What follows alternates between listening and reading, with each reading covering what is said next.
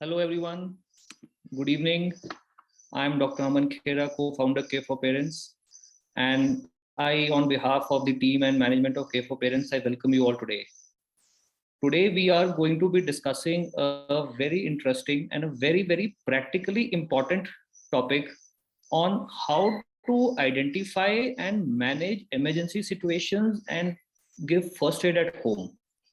This is a very important topic of discussion because as we all know that we all face some form of an emergency situation or a situation where a first aid is required at home, and it can happen anytime. These emergency situations can be broadly हम कह सकते हैं कि they can be of two types. एक तो होती हैं जो एक minor emergency situations होती हैं. Minor emergency situations like somebody falls down and there is a sprain. How do we manage that? Somebody, हम cooking करते हैं kitchen में, somebody may burn or cut his finger, his or her finger. How do we manage that? These are sort of some minor situations. Dog bite हो जाता है, which is a minor, could be major also. But walking on the road and suddenly a dog bites or scratches. What do we do at that time? Of course, we have some information, knowledge. हमें कुछ पता होता है कि क्या करना है, क्या नहीं करना है, because of our experiences or probably because of what we have learned or what our elders have taught us. But there are also a lot of myths, which are associated with that. कई चीजें होती हैं जो कि नहीं करनी होती, वो हम करते हैं क्योंकि हमको ऐसा सिखाया गया है. Emergency situations कुछ major भी हो सकती हैं. They can be serious emergency situations like somebody develops a heart attack at home.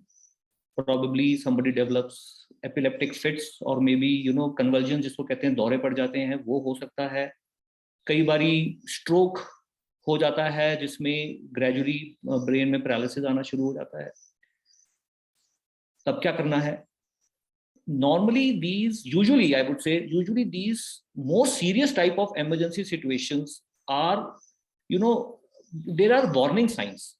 उसमें कुछ ना कुछ वार्निंग साइंस होते हैं जो कि हमको शायद पता नहीं चलते या शायद हम उनको नजरअंदाज कर देते हैं. We either miss them, we either ignore them, and eventually what happens is that we result in a very serious emergency situation. So what are these warning signs? How do we identify them? And if we are reaching a situation of a major emergency, of course, our first thing is that we have to go to the hospital. But what is to be done before we reach the hospital or before any help arrives to us? What should we be doing? So today we have invited Dr. Salil Malik. He's an emergency specialist to give us some sort of information, knowledge, guidance as to what is to be done at home when we face such situations. जब ऐसी स्थितियां परिस्थितियां हमारे सामने आती हैं तो हमें क्या करना चाहिए, कैसे करना चाहिए. Of course, eventually hospital जाना है तो उससे पहले हम घर में क्या कर सकते. The impact of the emergency may be mitigated. Dr. Salil Malik is the emergency specialist of Felix Hospital, which is a multi-speciality hospital in Noida. So thank you Dr. Malik for joining us. और आज मेरी सबसे request है, please I request everyone today to make use of his experience, his knowledge, ask as many questions because we have all gone through and we never know when we will go through such sort of minor or major emergency situations and what is the first aid that has to be given at home. My request to everyone is, if you have any doubts, please ask him. If you have any questions, please ask him. Today he's there to answer all your queries. Thank you, Dr. Salil. Over to you. Nice to see you, Dr. Aman, again. And thank you for giving us this opportunity. I welcome every single one of you that is present today. I am sure it will be a very interesting lecture and we'll try to keep it very interactive. हम एक दूसरे से जरूर बात करना चाहेंगे, opinion लेना चाहेंगे कि हम किस तरीके से चीजें देखते हैं. हम ऐसे जब कोई भी आपातकालीन स्थिति आती है तो उस समय क्या करते हैं. So without further delay, let us just start in this aspect. So what happens is कि बहुत साल पहले की बात है that we were in this dilemma that even educated people that were coming to us in the emergencies were coming either delayed with such emergencies after a long time when very little could be done for them, and moreover for major emergencies, smaller things also, they had something in their mind that had been going on in our society for a very long time. हमारे कुछ पुराने ख्यालात जो है वो हमारे साथ जुड़े हुए हैं जो अभी तक टूट नहीं पा रहे हैं. Some myths that we need to burst today with this lecture. So what we'll be talking about in this session is something that actually affects each and every single one of you. जितने भी लोग यहाँ पे हैं, and I guarantee you by the end of this lecture you will take something back, something new back with you for sure. I think so. Heart attack सबने सुना हुआ है. That is one of the major things that happens in India and abroad also. Seizures और fits के बारे में हम बात करेंगे. हम ब्रेन अटैक जिसको स्ट्रोक्स कहते हैं उसके बारे में बात करेंगे. आजकल की जो नई सोसाइटी है हमारी स्ट्रेस से भरी हुई है जिसमें youngsters and even elderlies actually कई बार कुछ गलत कदम उठा लेते हैं और they land up into a situation जिसको पॉइजनिंग कहते हैं हम. तो उस कंडीशन में क्या करना है. एनिमल बाइट्स जिसमें प्रिडोमिनेटली डॉग बाइट्स के बारे में हम बात करेंगे. ये बहुत ही ज्यादा रैम्पेंट है हमारी सोसाइटीज में आजकल. आई एम श्योर हर किसी ने कभी ना कभी सुना ही होगा कि डॉग बाइट हुई है किसी नेबर को या फिर जानने पहचान वाले को. बर्न्स के बारे में हम बात करेंगे. हम कैसे कितने तरीके के बर्न्स होते हैं और उसमें क्या कर सकते हैं. हम एक नोज ब्लीडिंग एंड ब्लीडिंग के बारे में बात करेंगे. फिर हम बात करेंगे जो ब्रूजेस स्प्रेन्स के बारे में. और हम एंड करेंगे lecture bye talking about heat stroke and dehydration जो आजकल की सख्त गर्मी में काफी ज्यादा कॉमन हो गया है. सो we need to remember this aspect कि unfortunately India is the diabetic capital of the world. पूरे विश्व में डायबिटीज की मात्रा इंडिया में सबसे ज्यादा है. और हमारे जो लाइफस्टाइल चेंजेस है वो उन चेंजेस के कारण पिछले 5 सालों में ही हमारा जो हार्ट अटैक से मरने वाले लोगों की संख्या लगभग डबल से ज्यादा हो गई है. इस चीज में बहुत ज्यादा इंपॉर्टेंट है हमें ये याद रखना कि जो पहला घंटा होता है किसी को भी हार्ट अटैक में वो बहुत ही ज्यादा क्रूशल है. फॉर दैट मैटर वो किसी भी इमरजेंसी में बहुत ही ज्यादा क्रूशल है. अगर उस समय हम सही मात्रा से सर्विसेज को एक्टिवेट करें इमरजेंसी की और हम इलाज ले तो हम काफी हद तक लोगों को बचा सकते हैं या फिर परमानेंट डैमेज होने से प्रिवेंट कर सकते हैं. तो सबसे पहले तो हमने ये अंडरस्टैंड करना है कि ऐसे कौन से छाती के दर्द होते हैं जिसमें आपको ये जिसको हम कह सकते हैं कि वो हार्ट से रिलेटेड है. तो आप सरप्राइज होंगे जानकर कि जो छाती का दर्द जो हार्ट रिलेटेड होता है वो एक्चुअली में छाती के बीच में होता है सबसे ज्यादा. ना लेफ्ट ना राइट में, सबसे ज्यादा वो बीच में होता है. और वो एक भारीपन होता है कि जैसे कोई हमें कोई वेट्स कोई वजन रख दिया हो छाती के ऊपर. और ये खिंचाव में बदल जाता है. जो खिंचाव हमारे दोनों छाती में जा सकता है, बाजुओं में जा सकता है, पीठ में जा सकता है, पेट में जा सकता है, गले में जा सकता है, जबड़े तक.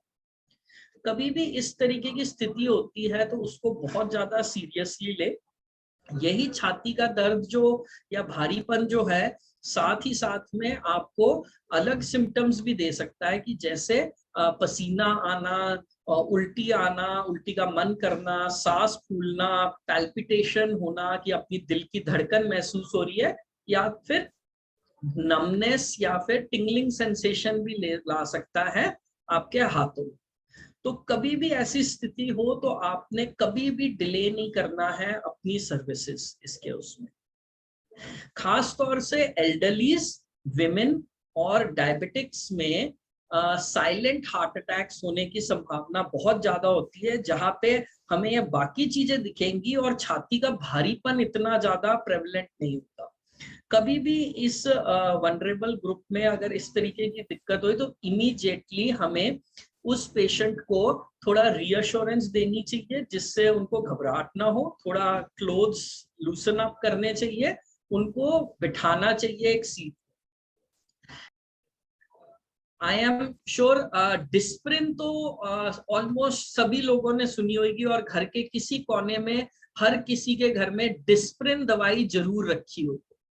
तो डिस्प्रिन दवाई एक ऐसी दवाई है जो अगर छाती के दर्द के समय पे अगर दे दी जाए टाइमली, तो वो लगभग 2 गुना आपके सर्वाइवल चांसेस बचा सकता है। तो इट इज लाइक अगर दुनिया में कोई भी मैजिक मेडिसिन अगर बोले तो Disprin is one medicine that can prevent the mortality in a heart attack patient to a very large extent. I think this is a very, very important point that Dr. Malik has pointed out, that the role of Disprin is very, very important. If you suspect that somebody is having a heart attack who has a history and उनको फिर कोई symptoms हो रहे हैं, तो Disprin it's actually considered as a magical drug which reduces the chances of seriousness of a heart attack. Dr. Malik, how much Disprin should be actually given at that time? तो काफी लोगों के पास ऐसा chance है कि Disprin के other brand names भी हो जिसमें एस्प्रिन हो, तो हमें एक्चुअली में 300 mg की देनी चाहिए। अगर हम 300 mg जो डिस्प्रिन की गोली खरीदे तो वो 300 mg की ही होती है, बट काफी लोग जो रेगुलर बेसिस से इकोस्प्रिन जैसे टैबलेट ले रहे हैं या एस्प्रिन के नाम से टैबलेट ले रहे हैं, तो वो हो सकता है कि 75 ग्राम्स की भी हो या 150 ग्राम्स की हो। तो हमें 300 ग्राम डिस्प्रिन इमीडिएटली, 300 ग्राम एस्प्रिन इमीडिएटली पेशेंट को ऐसी कंडीशन में देना चाहिए। साथ ही साथ में मैं ये मेंशन करना चाहूंगा कि काफी लोगों को ये पता होगा कि सॉर्बिट्रेट क्या दवाई होती है, जो लोग कहते हैं कि जुबान के नीचे रख के खा लो। इन रियलिटी कई ऐसे भी हार्ट अटैक्स होते हैं जिसके अंदर वो कॉन्ट्रा इंडिकेटेड होती है, मतलब वो नहीं दी जाती है। इसलिए मैं बहुत ज्यादा वो एडवोकेट नहीं करता हूं कि वो अंधाधुन बिना ईसीजी करे हुए हॉस्पिटल सेटिंग के बिना कभी भी छाती में दर्द हो तो मेरे हिसाब से वो अंधाधुन नहीं खानी चाहिए। Only if your cardiologist has mentioned कि भी वो खा सकते हैं तभी लेनी चाहिए। बट डिस्प्रिन या एस्प्रिन या इकोस्प्रिन ऐसी दवाई है जो आपको जिंदगी या मौत से बचा सकती है उस समय।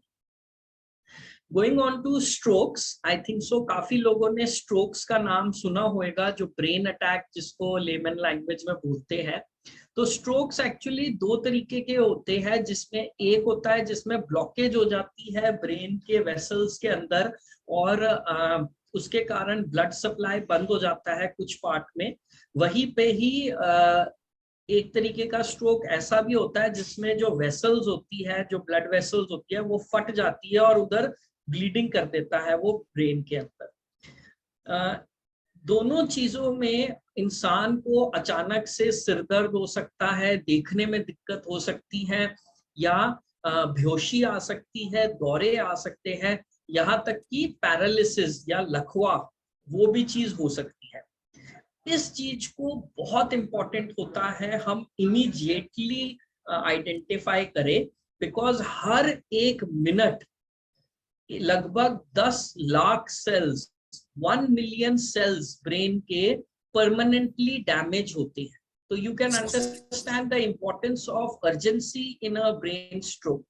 So it is very, very easy to actually identify such kind of strokes, and इसका बहुत ही easy mnemonic है FAST, FAST, जिसमें F stands for facial deviation, जिसमें इंसान को अगर कहे कि उसको मुस्कुराए वो, तो आप नोटिस करेंगे कि एक हिस्सा मुंह का क्या बोलते हैं लड़खड़ा रहा है और ढंग से उठ नहीं रहा है।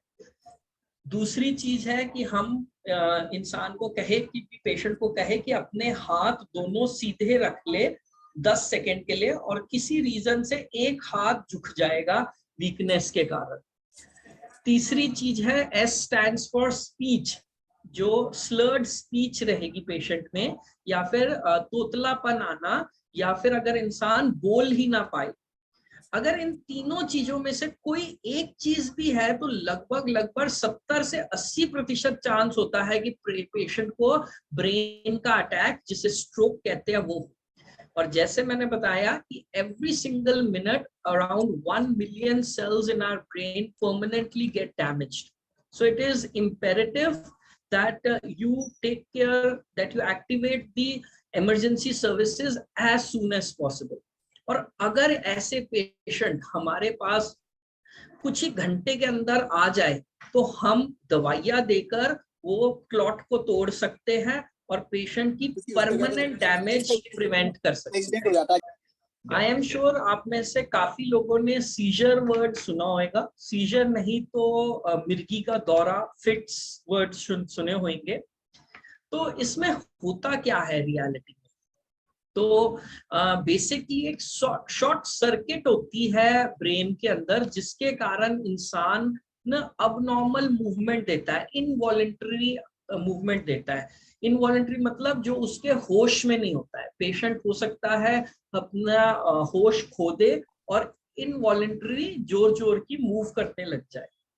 क्या मैं लोगों से थोड़ा इंटरेक्टिव सेशन में ये पूछ सकता हूँ कि भी किसी ने अगर दौरा देखा है या दौरे के बारे में कुछ भी आइडिया है तो क्या देना चाहिए दौरे के condition? Sometimes we keep something in between the teeth. All right. Yes. So put something between the teeth. All right. Or so basically जब भी ऐसी कंडीशन होए, हमें अपनी सराउंडिंग्स पेशेंट के लिए क्लियर कर देनी चाहिए, जिससे वो अपने आप को और कोई चोट ना दे पाए।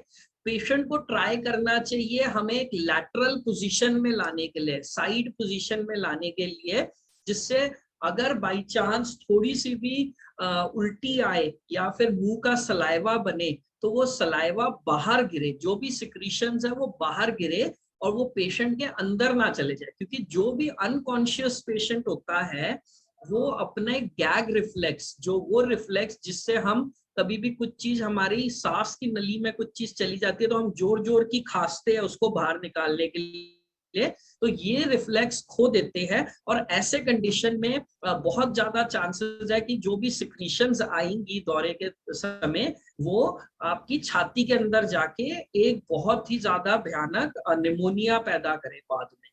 तो जब भी ऐसा दौरा आए तो आप एक चीज जरूर याद रखें कि इमरजेंसी सर्विसेज को जरूर एक्टिवेट करें, पेशेंट को अस्पताल जरूर लेकर जाए और साथ ही साथ में कितनी देर के लिए आया, कब आया, और अपनी जितने भी मेडिकल रिकॉर्ड्स है उस पेशेंट के वो जरूर अपने साथ रखें। साथ ही साथ में बहुत इंपॉर्टेंट है ये भी जानना कि क्या चीज नहीं करनी चाहिए। कभी भी ऐसे पेशेंट्स के मुंह में कुछ ना दे, खास तौर से कभी अपना उंगली या ये तो बिल्कुल भी नहीं, क्योंकि ये इनवॉलेंटरी होता है। इस कंडीशन में पेशेंट के होश में नहीं होता है कि वो कितनी विगरस बाइटिंग कर रहा है या मूवमेंट कर रहा है। तो अगर आप उसको होल्ड डाउन करके भी रखने की कोशिश करें, पकड़ने की कोशिश करें, तो उस केस में भी चांसेस है कि भी उनका शोल्डर या पैरों में कहीं ना कहीं फ्रैक्चर आ जाए या फिर वो डिसलोकेशन हो जाए। इसके साथ ही साथ कुछ भी पेशेंट को मुंह से ना दे। मेरे सामने भी ये चीज हो रखी है कि लोग ऐसा करते हैं कि शुगर का पानी, मीठा पानी, कि भी शुगर कम ना होगी हो तो मुंह में देने लग जाते हैं अनकॉन्शियस पेशेंट के कि कुछ तो जाएगा पेट में शुगर। मगर ऐसी कंडीशंस में एकदम वो एस्पिरेट कर जाते हैं अपने लंग्स के अंदर, and that leads to a very devastating pneumonia later on in the life. So it is imperative that you don't give anything to that patient, and you should not delay in medical services. ऐसे लोगों को अगले 48 घंटे में दौरा फिर से आने की संभावना बहुत हाई होती है। तो ऐसे केसेस में उनको इमीडिएटली, चाहे वो होश वापस गेन भी कर ले, हॉस्पिटल जरूर लेकर जाए। साथ ही साथ में उनको एक रिकवरी पोजीशन में रखे, जिसमें एक चीज ध्यान रखनी चाहिए आपको कि आप जो शोल्डर है और हिप्स है वो दोनों परपेंडिकुलर होने चाहिए, बिल्कुल फ्लैट सरफेस के ऊपर, और जो मुंह की डायरेक्शन है वो नीचे को और बाहर को हो, जिससे कोई भी सिक्रीशंस अगर अगर आए पेशेंट को चाहे बेहोशी में या उसके बाद कंफ्यूजनल स्टेट में, तो वो बाहर ही गिरे। आजकल की सोसाइटी में हमारे स्ट्रेस बहुत बढ़ गया है और अनफॉर्चुनेटली कई बार यंगस्टर्स ऐसा कदम उठा लेते हैं जिसमें वो कुछ ऐसे पदार्थ सेवन कर ले जिसके कारण न उनकी डेथ भी हो सकती है। साथ ही साथ में छोटे बच्चे कई बार गलती से टॉफी समझ के बुजुर्ग लोगों की कोई दवाइयाँ पड़ी हो तो वो एक साथ खा लेते हैं। तो इस कंडीशन को पॉइजनिंग कहते हैं। और इस कंडीशन में हमें एक चीज याद रखनी चाहिए कि हमें कभी भी मुंह से कुछ भी नहीं देना चाहिए, कोई दवाई, कोई लिक्विड, कुछ भी नहीं। और साथ ही साथ में कभी भी वॉमिटिंग नहीं करानी चाहिए। ये आंसर मेरे को न जाने कितने लोग देते हैं कि हम वॉमिटिंग इंड्यूस करा देते हैं। मैं आप सबको ये बताना चाहता हूँ इस सेमिनार के माध्यम से, कई लोग ऐसे भी होते हैं जो सुबह के समय टूथब्रश करते हुए थोड़ी सी वॉमिट करना पसंद करते हैं कि भी भाई पेट साफ हो जाएगा। इन रियलिटी वो बिल्कुल गलत चीज होती है। जब भी हम ऐसा करते हैं तो वो इतनी विगरस वॉमिटिंग होती है, वो डिफरेंट तरीके की वॉमिट रहती है जिसमें हमारा इतनी जोर का स्पैज्म आता है लंग्स के अंदर कि जो चांसेस है कि हमारा फूड पाइप और विंड पाइप में क्रैक्स आने के, जिसमें वो फटने के चांसेस ज्यादा रहते हैं। और हमारे पास ऐसे पेशेंट काफी बार आते हैं जो इस कंडीशन में जिनको वॉमिटिंग कराई होती है कि जो उनका फूड पाइप है वो टूट गई हो, फट गई। साथ ही साथ में कभी भी कोई मेडिसिन देनी नहीं चाहिए, आपको नहीं पता वो अंदर जाके कैसे रिएक्ट करेगी।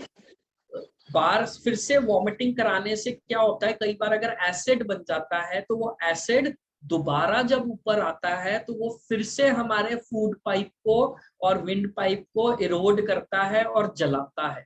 तो हमें कभी भी वॉमिटिंग नहीं करानी चाहिए ऐसे पेशेंट की। ऐसे कंडीशन में हमें एकदम डॉक्टर की से बात करना चाहिए और इमरजेंसी सर्विसेज को एक्टिवेट करना चाहिए।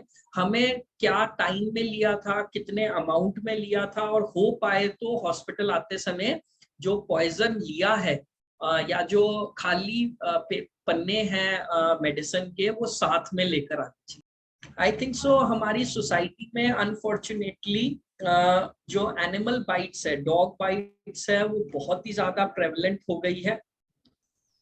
तो सबसे पहली चीज ऐसा है, वी नीड टू अंडरस्टैंड कि भी कभी भी अगर हल्की सी भी ब्लीडिंग आ जाए तो वो कैटेगरी 3 बाइट होती है।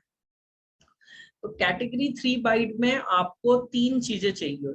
सबसे पहले तो है कि अगर आपको टेटनस का बूस्टर शॉट चाहिए होगा, जो टेटनस टॉक्सॉइड का इंजेक्शन चाहिए होगा। अब आई एम श्योर काफी लोगों को ये गलत फहमी होती है कि टेटनस का शॉट हर 6-6 महीने में लगाना चाहिए। कई लोगों को लगता है कि हर साल में लगाना चाहिए। In reality I am sure you will be surprised to know कि टेटनस का शॉट 5 से 10 साल तक कवरेज देता है। तो अगर आपको पिछले 5 साल में टेटनस का टीका लगा हुआ है तो आपको टेटनस का टीका फिर से लगाने की जरूरत नहीं है बिल्कुल।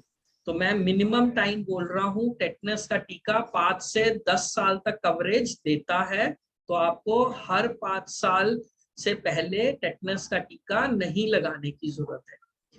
दूसरी चीज ये है कि हमें 2018 तक 5 इंजेक्शन होते थे। अब 2018 के बाद हम 4 इंजेक्शन ही हो गए, जो एक लगातार एक खास टाइमिंग पे दिए जाते हैं।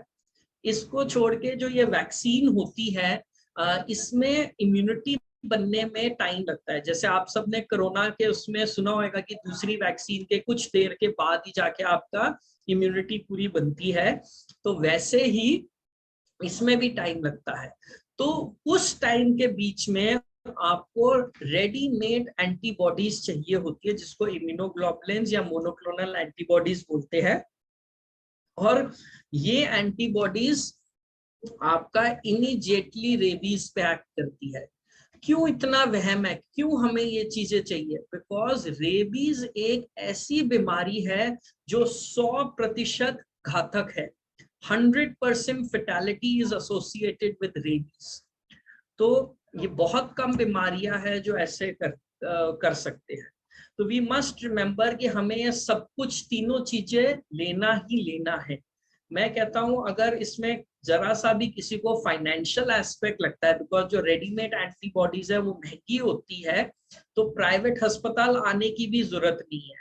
हमारी सरकार ने हर बड़े गवर्नमेंट अस्पताल में अलग से डॉग बाइट का क्लिनिक्स बना रखे हैं और उधर 100% फ्री ऑफ कॉस्ट ये इम्यूनोग्लोबुलिन्स मिलते हैं पेशेंट को। तो कहने का मतलब सिर्फ यही है कि भी आप सतर्क रहिए और इलाज बिल्कुल ठीक से और पूरा लीजिए। कमिंग ऑन टू बर्न्स, अगर आप बर्न्स देखें, आई एम श्योर हर किसी को कभी ना कभी लाइफ में बर्न्स तो हुए होंगे। तो हमें ये सबसे पहले जानना है कि बर्न्स होते कितने तरीके के हैं। तो 3 तरीके के बर्न्स होते हैं, first degree, second degree, third degree. जिसमें आपका फर्स्ट डिग्री बर्न्स ऐसे होते हैं कि जिसमें सिर्फ जैसे अगर हॉट तवा लग गया या फिर आयरन लग गई जिसमें लाली आ जाए। सेकेंड डिग्री बर्न्स काफी पेनफुल होते हैं, जिसमें जैसे कभी कोई गर्म ऑयल गिर गया या फिर गर्म पानी या स्टीम गिर गया जिसमें हमारी स्किन इरोड हो जाती है और बुलबुले या ब्लिस्टर्स जिसे कहते हैं वो चीज आ जाती है।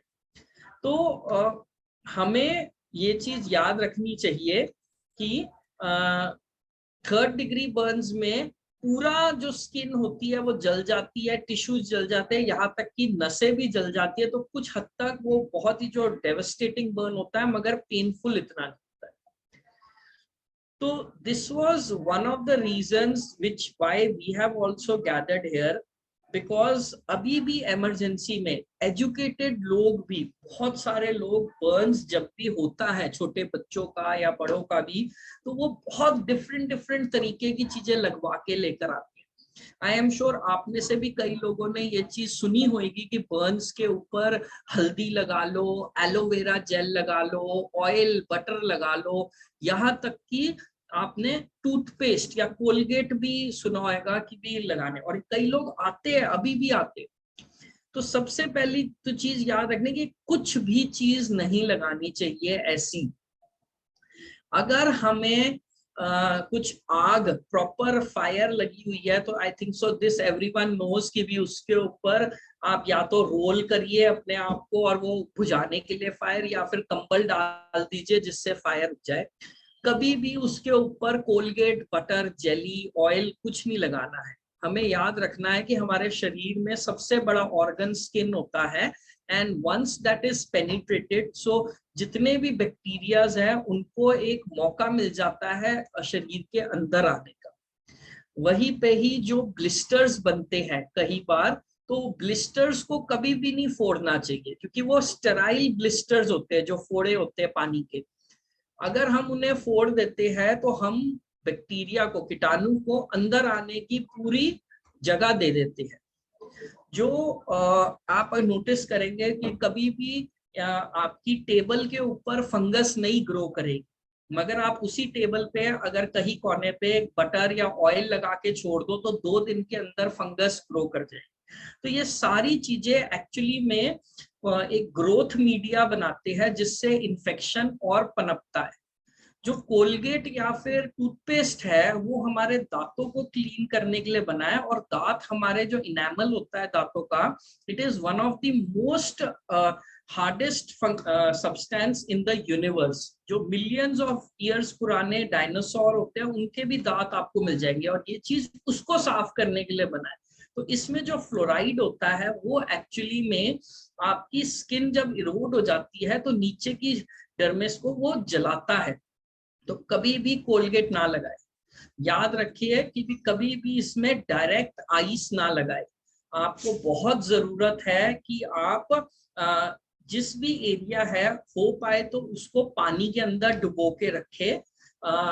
थोड़ा ठंडा हो सकता है मगर बहुत चिल्ड नहीं होना चाहिए। क्योंकि ज्यादा चिल्ड पानी से हमारी सुपरफिशियल वेसल्स जो होती है, ब्लड वेसल्स जो होती है, वो सुड़क जाती है और ब्लड फ्लो कम हो जाता है उस जगह के लिए। और हमें इस समय चाहिए कि ब्लड फ्लो आए और उस गर्माहट को बाकी शरीर में भी ले जाए और उस एरिया में टेम्परेचर कंट्रोल हो जाए। और हमें कम से कम इसको 20 से 30 मिनट तक डुबो के रखना चाहिए। अगर कोई अंग है जो डुबो नहीं सकते तो गीला कपड़ा उस पर रख। But unfortunately because of impatience हम सोचते हैं कि बस 2 मिनट रखा और फिर हम देखते हैं कि हाय हाय अभी भी दर्द कर रहा है, चलो 2 मिनट और रख लो, और हम फिर छोड़ देते हैं उसको पानी में। मगर 20 मिनट तक रिसर्च कहती है अगर आप डुबोए तो वो कंटिन्यूअसली आपके टिश्यू को सेव करता है इस चीज में। बहुत से लोग मेरे पास इमरजेंसी में आते हैं, दिखाते हैं कि डॉक्टर साहब देखिए हमारे दोनों हैंकरचेफ पूरे खून से लथपथ हो गए। छोटे बच्चे आते हैं कि ये अचानक से ब्लीडिंग हो गई। तो 80% जो ब्लीडिंग होती है खास तौर से बच्चों में, वो नेजल स्क्रैचिंग के कारण होती है। सबसे पहले तो हमें ये प्रिवेंट करना चाहिए। दूसरी बात ऐसा होता है कि जी आजकल प्राइवेट हॉस्पिटल्स में कंसल्टेशन भी बड़ी महंगी हो गई है, तो मैं तो अपने पेशेंट्स को यही कहता हूँ कि ना आइए, आपको आने की जरूरत ही नहीं है। कभी भी नोज ब्लीड होता है तो 90% चीजें वो घर पे खुद ही रुक सकती है अगर आप ये चीज फॉलो करें। बहुत से लोग कहते हैं कि भी हम पीछे ऐसे मुंह करके नाक बंद करके बैठ जाओ। पहली बात तो है कभी भी पीछे नहीं करना चाहिए, क्योंकि जो भी खून मुंह में आ रहा है उसको हमें थूक देना चाहिए। अगर खून हम नीचे स्वॉलो कर जाते हैं तो वो पेट में जाके बहुत ही सिवियर गैस्ट्राइटिस करता है। दूसरी चीज, हमें नाक को लगभग 5 से 10 मिनट तक दबा के रखना चाहिए। हमारे शरीर के अंदर जो प्रक्रिया है खून को क्लॉट करने की, वो प्रक्रिया ही 5 मिनट लेती है ढंग का क्लॉट बनाने में। बट हम अपनी इम्पेशेंस में काफी बार ऐसे करते हैं कि दबाते हैं, हम 2 मिनट रखते हैं, फिर खोल देते हैं, फिर देखते कि अरे खून आ रहा है कि नहीं आ रहा है, और फिर जब खून आता है तो हम फिर से दबाने की कोशिश करते हैं और हम हैंकीज पूरे ब्लड के साथ करके ले आते हैं। क्या होता है कि जैसी आपने दबाया थोड़ा क्लॉट बनने शुरू हुआ, आपने जैसी छोड़ा तो पीछे से जो ब्लड सप्लाई आ रही है वो क्लॉट को डिसलॉज कर देती है। तो याद रखिए, अगर 5 से 10 मिनट तक बाय द क्लॉक आप नॉस्ट्रिल्स को पिंच करके आगे लीन करके बैठिए और जितना भी खून मुंह में आए उसे बाहर थूक दीजिए, तो आपको अस्पताल आने की जरूरत भी नहीं पड़ती है। आई एम श्योर ये बात सबको पता है कि छोटे कट्स एंड स्क्रैचेस को बिल्कुल साफ पानी से धोना चाहिए, जितना हो सके तो ग्लव्स पहनने चाहिए। जब भी एक्टिव ब्लीडिंग है तो उसको एक प्रेशर बैंडेजिंग करनी चाहिए, आपको प्रेशर देना चाहिए। साथ ही साथ में एंटीसेप्टिक क्रीम और लोशन लगाना चाहिए उसमें। बट अगर आपको कभी ऐसी सिचुएशन आए कि भी इतनी जोर की चोट लगे जिसमें आपको पता चल रहा है कि ये तो पक्की बात है हड्डी टूटी होगी, कि इतना दिख रहा है कि डिफॉर्मिटी आ गई है अंग में, तो बहुत जरूरत है कि उसकी स्प्लिंटिंग करें। जिस तरीके से आप देखते हैं, स्प्लिंटिंग एक तरीका होता है जिसमें कोई भी आप हार्ड सरफेस को उधर उस एरिया से अटैच करें जिससे उसका मोशन रुक जाए, वो इमोबिलाइज हो जाए। ये बहुत ज्यादा जरूरी होता है, ना केवल सिर्फ दर्द को कम करने के लिए, बट कई बार इंटरनली जब बोन क्रैक्ड होती है तो वो आगे जाके और डैमेज कर सकती है मूवमेंट में, और आपके अंदरूनी जो नर्व्स है और वेसल्स है उसको डैमेज कर सकती है। तो ये हमें उसको प्रिवेंट करने के लिए ज्यादा जरूरी होता है। साथ ही साथ में दर्द भी कम करेगी, जिससे पहले आप अस्पताल लेकर आ पाए। आई एम श्योर आप में से सब लोगों को कभी ना कभी मोच जरूर लगी होगी। तो मोच के समय पे आपने क्या करते हैं, काफी लोग क्या होता है गरम सेक देते हैं पेशेंट्स को, मगर ये याद रखना चाहिए कि पहले 48 घंटे कभी भी कोई चोट लगे तो उसको इन रियलिटी ठंडी सेक चाहिए। देयर इज नो डाउट कि हमें उसे रेस्ट कराना ही कराना है, बट साथ ही साथ में जब हम कंप्रेशन करें उसको, जैसे फॉर एग्जांपल क्रेप बैंडेज बांध कर, हमें उसको ठंडी सेक देनी चाहिए जिससे सूजन कम होए, उधर ब्लड सप्लाई कम होए और स्किन स्ट्रेच ना होए सूजन के कारण, जिससे हमारा पेन भी कम हो। हम ज्यादातर आजकल की दुनिया में दवाइयों पे ज्यादा निर्भर होते हैं, हम ये छोटी छोटी चीजें नहीं कर पाते हैं जिससे हमारा पेन और डिफॉर्मिटी और सफरिंग कम होती है ज्यादा इजिली। और याद रखें हमेशा सोते समय अगर जैसे पैरों में लगी है मोच तो फिर उसको एलिवेटेड रखे अगले 2 दिन तक 3-4 पिल्लों के साथ, जिससे वो विद ग्रेविटी ऑल्सो पूरी रात वो सूजन कम करे। आजकल की जो भयानक गर्मी हो रखी है उस कंडीशन में बहुत ज्यादा कॉमन है कि heat strokes, heat exhaustion and dehydration हो जाए।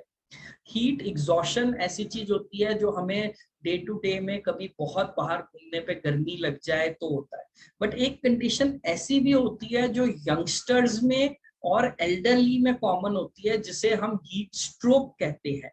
इस कंडीशन में हमारा इतना ज्यादा टेम्परेचर अंदर बढ़ जाता है कि भी इन रियलिटी स्किन भी ड्राई हो जाती है, कोल्ड हो जाती है, स्वेटिंग कम हो जाती है और हमें हेडेक्स हो सकते हैं। और वनरेबल ग्रुप्स जो होते हैं जैसे एल्डरली या ज्यादा छोटे, उन लोगों को थोड़ा ब्रेन की भी प्रॉब्लम्स जैसे lack of mental awareness, even fainting हो सकती है। हमें इस कंडीशन में याद रखना है कि उस पेशेंट को हमें थोड़ा सा पैर एलिवेट करवाने हैं, थोड़े कपड़े खोलिए, उनकी पट्टियां करिए सिर पे, पेट पे, पैरों पे, और साथ साथ पट्टियों के हमें एक फैन जरूर लगाना चाहिए, क्योंकि जो पानी की पट्टियां करते हैं तो इन रियलिटी उससे हीट एक्सचेंज नहीं होता। हीट एक्सचेंज तब ज्यादा अच्छा होता है जब वो पानी उड़ेगा और अपने साथ गर्माहट लेकर जाएगा अपने उसकी, तो फैन जरूर लगे। और यहीं पे मैं आप लोगों को इसमें भी आगे फॉरवर्ड बताना चाहता हूँ कि कभी भी फीवर होता है तो कितने लोग मेरे पास आते हैं ऐसे बोलते हैं, डॉक्टर साहब हम एक दिन से दवाइयां खा भी रहे हैं फिर भी फीवर नहीं उतर रहा। तो याद रखना है दवाइयों के ऊपर निर्भर नहीं होना है। 102 103 टेम्परेचर पे पैरासिटामोल दवाई ज्यादा काम भी नहीं करती है, और वो क्या बोलते हैं, हमें मेन चीज होती है कि भी फीवर एकदम डाउन करे हम। तो इस कंडीशन में हमें पट्टी करनी चाहिए सिर पे, पेट पे, बाजुओं पे, छाती पे, पैरों पे, और ये जितनी जल्दी से जल्दी हमें फीवर को डाउन करना चाहिए। अगर आप अकेले हैं मैं तो ये भी कहता हूं कि आप नॉर्मल टेम्परेचर पानी से शावर ले लें, नहा लें। जैसे ही आपका फीवर कम होएगा आप देखना कितना एनर्जी आई। वो जमाने चले गए कि भी हम कंबल के अंदर रख के जाड़ा उतरने की वेट करते हैं। साथ ही साथ में बहुत इंपॉर्टेंट है, जो इतनी महंगी दवाइयां है उससे ज्यादा कंसंट्रेट करें हम ORS पाउडर पे। ORS पाउडर बहुत ही सस्ता, मात्र मेरे ख्याल से 20 रुपए का आता है, अपनी हाइड्रेशन बनाने में हेल्प करता है। अगर किसी को लूज मोशंस भी हो जाए तो इन रियलिटी ORS पाउडर से जो पीते हैं हम, वो किसी भी और लिक्विड से जैसे शिकंजी होगी, लस्सी होगी, उससे बेटर काम करता है।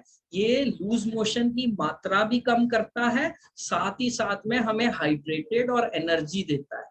अगर हम ये बात समझ जाए कि ऐसी कंडीशन में हमने अपने आप की ढंग से हाइड्रेशन रखी, फीवर को हम बिल्कुल डाउन कर दिया हमने, तो हम बिल्कुल आराम से ज्यादा कोई महंगी दवाइयों के बिना काम कर सकते हैं और अपनी सफरिंग को कम कर सकते हैं।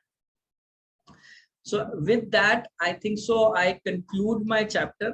I hope कि आप सब लोगों को कुछ ना कुछ नई चीज पता चली है आज, चाहे वो टेटनस के शॉट का हो, डॉग बाइट का हो, या फिर जो मेन कंडीशंस है हमारी heart attack and brain strokes, जो सिर्फ 2 कंडीशन ऐसी है जो हमारे दुनिया में और इंडिया में लगभग 20 से 25% डेथ का कारण है।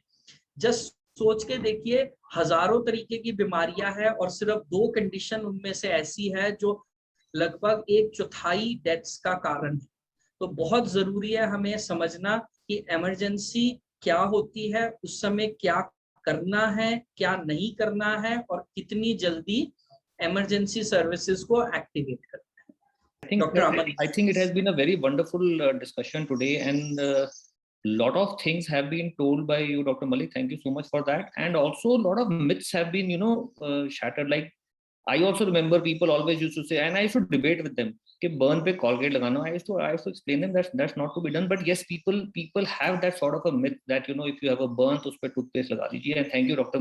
Malik, for pointing out that for me and for others. And also, it is very I mean, certain things have been really touched up very well, that how to identify a heart attack, which is very important, because hota kya hai, hum sab sunte hain, we have heard that we know somebody who was complaining of discomfort in the stomach, and suddenly acidity was happening, and suddenly he collapsed, or maybe he rushed to the hospital and they found he was having a heart attack, pata nahi chala. It is a very, very common thing. And what you talked about stroke was also very interesting, that what are the symptoms, because as people, for those who joined late, I had said in the very beginning that what is important is not only how to manage, but also what are the these symptoms that we should, the warning signs that we should understand and we should identify, and so that we are able to take action very fast. Yes, your talk about minor things like burns, cuts, dog bites, this is very interesting and very educative. Thank you, doctor. Like Dr. Aman said, I think toothpaste is like one of the common things. I don't know why it's shared, but it's like the most common known thing. Another thing they say is not right away, but जैसे burn अगर तवे से जला या कुछ है, तो आप जब सूख जाए तो उस पे coconut oil लगा सकते हैं. Can you throw some light on that? Number one. And number two, thank you again for the nosebleed. I think again it's a very, very commonly, I don't know why, known thing कि सिर्फ पीछा करके लटा दीजिए. So thank you for clarifying that. And if you could just throw some light on the coconut oil bit. Thank you. Thank you so much for the question. So जब भी कभी burns हो या कोई scars हो, for example अगर किसी के टाके लगे हो, तो लगभग 2 से 3 हफ्ते के बाद जब आपका पूरी रिकवरी हो गई है बर्न की, स्कार की, वुंड की, उसके बाद जो स्कार को लाइटन अप करने के लिए सबसे टिकाऊ और सबसे इंपॉर्टेंट चीज है कि वो मॉइस्चराइजेशन. तो coconut oil is the cheapest and one of the best things that is available. आप उसे सुबह शाम दोपहर लगाए, बट याद रखिए वो 2-1 हफ्ते बाद शुरू होता है और वो सिर्फ और सिर्फ स्कार को लाइटन अप करने के लिए होता है. I take this opportunity to tell you also, कभी ऐसे अगर एक्ने का भी स्कार हो जाए या किसी चोट का स्कार को हमें कम करना हो, बाजार में बड़ी महंगी महंगी अच्छी क्रीम्स आती है, दे डू वर्क, मगर सबसे टिकाऊ चीज ये है आप उस एरिया को सनलाइट से प्रिवेंट करें और उसमें सुबह शाम दोपहर मॉइस्चराइज करें, चाहे कोकोनट ऑयल हो, ऑलिव ऑयल हो या फिर आपका मॉइस्चराइजर हो, मॉइस्चराइज करें. ओवर 6 months और सो वो स्कार लाइट पिंक से काफी ज्यादा हद तक कम हो जाएगा स्कारिंग. तो वो सिर्फ और सिर्फ स्कारिंग को प्रिवेंट करने में हेल्प होता है. So it's very important, and rightly said, that it's not an emergency measure, but it can be used later on. Later on. So I wanted to ask, ORS can be taken, I mean, doctors say don't take ORS if you have sugar or BP, but is it advisable to take ORS when you have loose motions? I think it's a very important question, very, very, very, very, very important question, because there are a lot of people, as Dr. Malik had initially said, that diabetes, India is the diabetes capital, and of course loose motion anybody can have. So and if they are diabetic and or maybe hypertensive, what is your take on that? What about the ORS? So ORS में जो sugar की मात्रा होती है वो बहुत ही negligible होती है. पूरे ORS अगर आप 1 लीटर ले, that will be equivalent to less than 1 teaspoon of sugar that is there. So we need to remember, besides sugar उसके अंदर जो salts होते हैं उसमें सोडियम, पोटेशियम, कैल्शियम. तो ORS एक स्पेशल पाउडर है जिसमें मात्रा जो होती है सॉल्ट्स की इतनी स्पेसिफिक होती है कि वो हमारी जब बॉडी के अंदर इंटेस्टाइन में जाता है तो हमें वो जो नंबर ऑफ स्टूल्स है वो कम करने में भी हेल्प करता है। अगर हम इस समय कुछ और चीज ले ले, जैसे हम नारियल पानी ज्यादा पीने लग जाए या जूस ज्यादा पीने लग जाए या पानी नॉर्मल पानी पीने लग जाए, तो वो क्या करता है, फिर भी जो सॉल्ट्स है बॉडी से बाहर निकालता है, जिसके कारण आपके लूज मोशंस चलते रहे। बट ओआरएस की जो स्पेसिफिक कंसंट्रेशन है वो ना केवल आपको हाइड्रेट करता है, बट साथ ही साथ में नंबर ऑफ स्टूल्स को भी कम करने में हेल्प करता है। रहेगी बात उसमें शुगर कंटेंट, क्योंकि हम इतना लूज मोशन से हमारे जो अब्जॉर्प्शन है शुगर्स की वैसे भी बॉडी में कम होगी है, खाने की अब्जॉर्प्शन कम होगी है, हमें लिथार्जी है, बीमारी है, तो जो उसका शुगर होता है वो एक्चुअली हमें हेल्प ही करेगा जो थोड़ा सा विगर गेन करने में, स्ट्रेंथ गेन करने में। So that means there is no contraindication कि भाई अगर आपको डायबिटीज या हाई ब्लड प्रेशर है तो ORS should not be taken. Yes, ORS should be taken because as like what Dr. Malik rightly said, that because the constituents in that ORS are so well defined that the body actually is requiring those type of the salts in that particular concentration. So it definitely will not have any effect on your blood pressure or blood sugar levels. Doctor साहब एक question मैं आपसे पूछना चाहता था, I thought probably it got missed, is the point is that when there is a animal bite, whether it's a dog bite और what about the wound, what should be immediately done to the wound? Oh yes, so especially for a dog bite, I must inform that the best thing and the cheapest thing that you can do is soap water से उसको साफ करिए। साबुन का जो झाग होता है वो रेबीज वायरस को न्यूट्रलाइज कर देता है। इसको छोड़ के सिर्फ लाल दवाई जो बीटाडिन दवाई होती है वो चीज हेल्प करती है, जो पोविडीन आयोडीन जिसको बोलते हैं। याद रखने की ये बात है कि इसमें सैवलॉन और डिटॉल ज्यादा हद तक हेल्प नहीं करेगी जो हमारे कॉमनली लोग लगाते हैं। सबसे सिंपल चीज है, सोप वाटर से लगभग उसे 10 मिनट तक साफ करते रहिए। झाग बनाइए, साफ करिए, झाग बनाइए, साफ करिए उसका। Thank you, Dr. Malik. I wanted this to come out because you see what happens is that जब भी डॉग बाइट होती है, if you clean it vigorously with soap and water for 10-15 minutes, that has a great effect on killing the virus if it is present in the wound at that particular time. That's a very important point. Yes, I have a question. Yes, please. Yes, please. Well, in case of inflammation or certain pain, ये hemp oil जो होता है ना, how good or how bad it is? Is it useful? I was told that hemp oil, H-E-M-P, hemp oil. I'm sorry, I didn't get the question, Dr. Aman. क्या? In case of inflammation or sudden pain, okay, मोच आ गया, ऐसा कुछ हुआ, and in the midnight, late in the night, no doctors are normally available to give us advice. You think hemp oil can be used for application or oral? अच्छा, hemp oil. Yes. How good or how? हाँ जी. So yes sir, what happens is हमारे आयुर्वेदा और इसमें काफी ऐसी चीजें हैं जो मेंशन की जाती है, जिसमें से आजकल काफी बड़ा ट्रेंड है हेम्प ऑयल का, कि वो इन्फ्लेमेशन को कम करने में हेल्प करता है। So you see, I don't have anything against our alternative medicines. I am sure कि they do work to some extent. ऐसा है, though there are no good researches for that, but in reality देखा जाए तो allopathy की भी सारी चीजें जड़ी बूटियों को, कंपाउंड्स को केमिकली बाहर निकाल के लैब में फिर बना के कराए।